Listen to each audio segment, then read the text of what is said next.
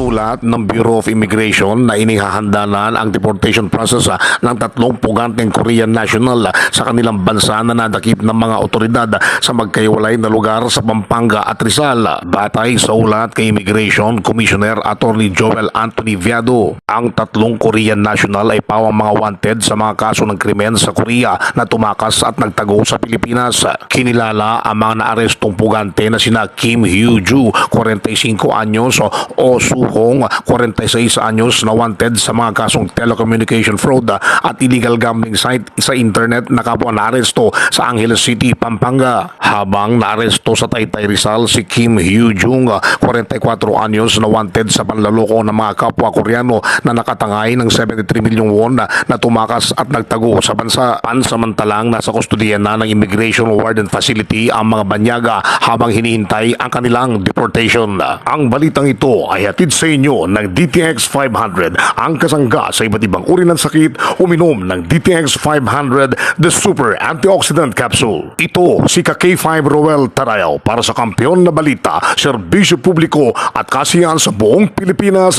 K5 News FM. K5 News FM.